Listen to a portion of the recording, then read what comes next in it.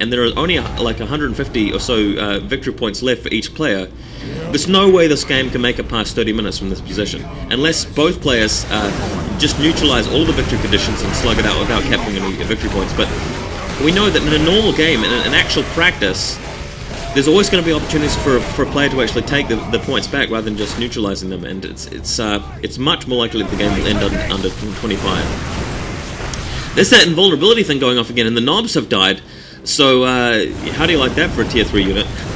The knobs unfortunately being killed by the invulnerable ultramarine assault marines there, and these tank busters are probably going to suffer the same fate, but suiciding themselves with some bombs there. That was kind of interesting.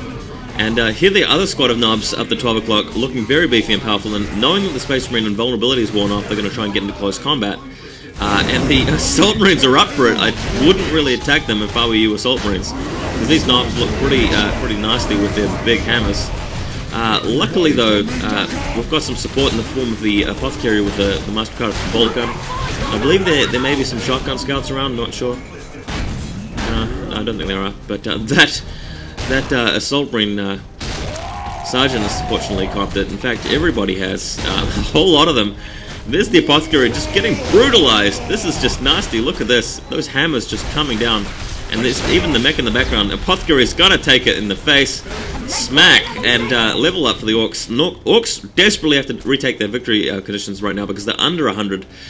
Finally, the victory points are tied up 1-1. But now it just comes to the battle over the center for the person that can take this point. And the orks are going to take it. Going to start withering the Space Marine player back down to under 163. Notice the apothecary's got back up again. He's got various abilities that let him do that. Unbelievably. Very good hero. Yeah, if you're a Space Marine player, I definitely like their Force Commander the most long term, but apothecary's really got some earlier game abilities which make him great, and he really does hold his own later on in the game. He's got some really cool stuff. So, again, the Space Marines pushing out. We've got one Devastator squad and two Assault Marine squads that he's somehow either rebuilt or fallen back with the ones he originally had. Maybe one member each. But the Orks have two victory conditions, and the Space Marines down 150 now. It's dropping fairly quickly. Here come the Assault Marines. Hopefully the Apothecary has charged up another invulnerability spell. We'll see how that goes. This mech here is really... the mech has died. That sucks, and pity he didn't get a teleport off, and here comes the invulnerability once again, so the knobs just aren't going to be able to deal with this so well, and the scouts shotgunning everybody while they capture that point. But here comes the second squad of knobs, and once this invulnerability wears off, it's going to be very, very difficult for the Space Marines to win this. These knobs are going to pulverize them.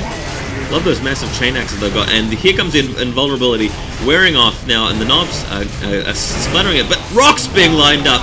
Okay, this is very rare stuff, and this is a real privilege that we get to see this. This is Warcraft 3 Reign of Chaos cinematic styles. Rocks pummeling everybody in the center, and that's killed just about everything, and I love it how it leaves this massive crater. We've still got one knob left alive though, so he could potentially fall back, and in fact he's going to do that. He's going to fall back, reinforce his guys before he loses that whole squad. And wow, that just suddenly makes the middle of the battlefield seem so much more climactic and epic. It's kind of like out of a saga or something. All this lava around, and this is the crucial victory point in the center, and it's just covered with lava. It's kind of like Mount Doom in Lord of the Rings or something, and it's just coming down to this one point, and the Space Marines have got two points. In fact, they're going to go for a third, and the Orc player has only got 88 left actually, and he's desperately got to recapture these points in order to take the game back.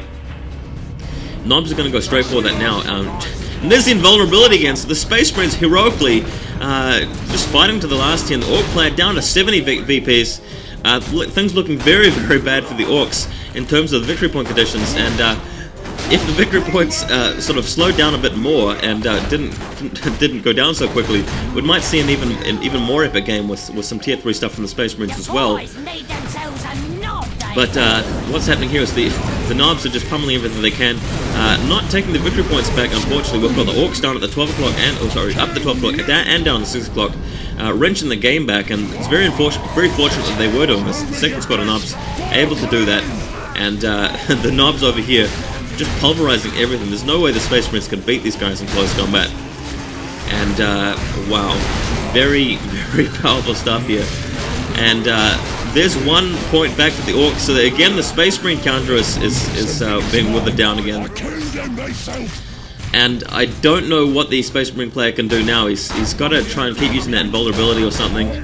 But that apothecary is just getting face planted here. Look at this. Oh, it's taken out again. So 2 squads of knobs. Oh, and sync kill. Just bam, hammer to the face. That looks ugly. He looks brutalized. I'm sure you guys will agree. But now the orcs take the game with all the victory points. And look, as I predicted at the start, the player that got the early advantage won the game. So that theory is true. But you could also say that the Space Marine player had an opportunity to win the game earlier on here. If he had just if he had maybe done something else, didn't build Assault Marines or something. I mean, he did use invulnerability, but if he'd used something else, maybe he might have come away with this game. The point is, though, that the Orc player had a drastic advantage earlier on. He could have secured his victory earlier on. He made some mistakes to let the game slip away from him, allow it to become a 26-minute win rather than a 12-minute win. The Orc player wins regardless, because we've got the center taken, we've got the 12 o'clock taken. The Space Marine player is down to 24 victory points. Capturing this victory point is not going to do it. He's got to contest the center. He's got no units to do that. The center is just swarming with knobs. And even if he uses invulnerability, it's just not going to work. So, hats off to this Orc player for winning it. Hope you guys enjoyed this game, and, you know, keep enjoying Dawn of War 2. I'll have more videos for you soon. See you guys later. Give me a fungus bear.